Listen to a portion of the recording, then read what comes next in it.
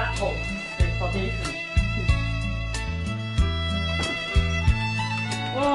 chúng ta có thể đi nhớ một tốt chó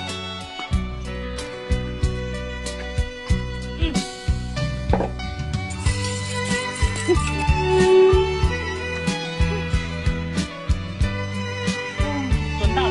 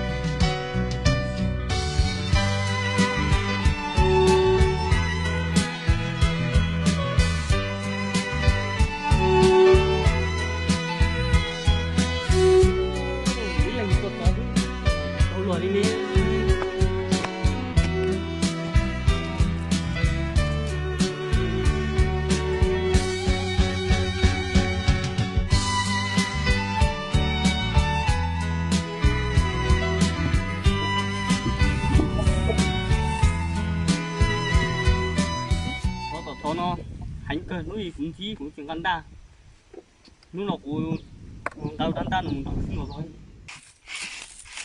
nó to to thôi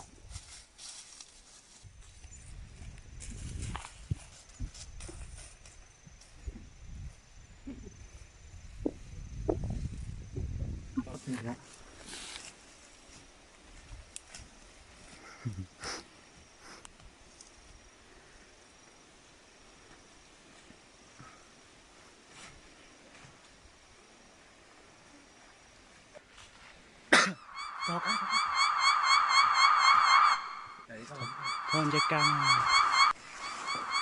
có đó anh của cha này nhóc học từ mấy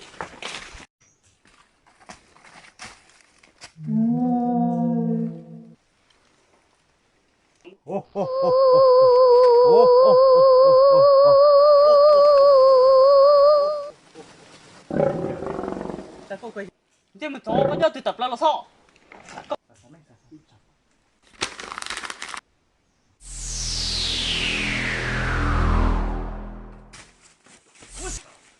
đi lên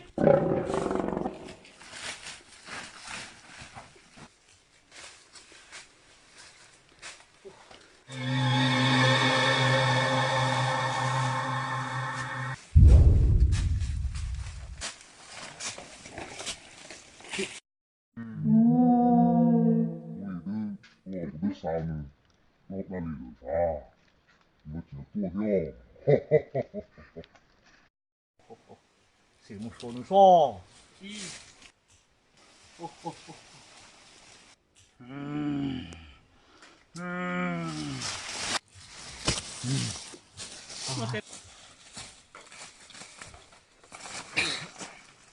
tôi đúng là chỉ một chó này, thay cho nó chó tha thôi.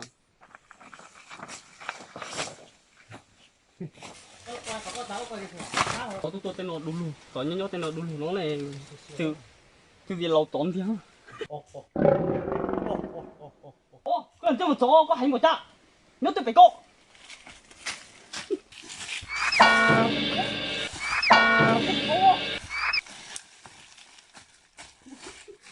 Có thể chó cô. Hành một cha đi. Ôi, cái một chó. Mong được không? Cái một chó cô. có anh một chân trên cô.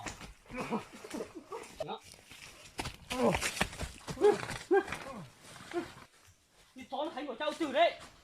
Thế thì tao nó của nó thâu nó số. Cháu chó nó sát thầu thì bỏ chó từ nè.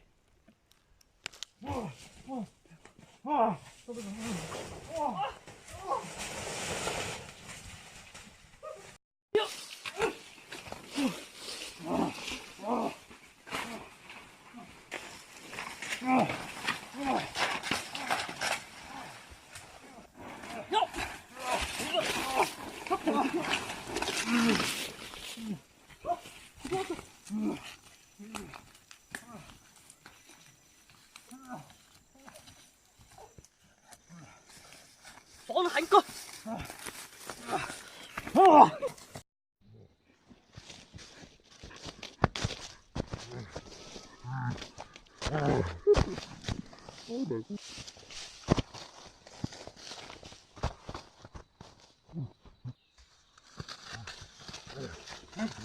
Ôi mày ta, cô có tiền không? Cô này gì?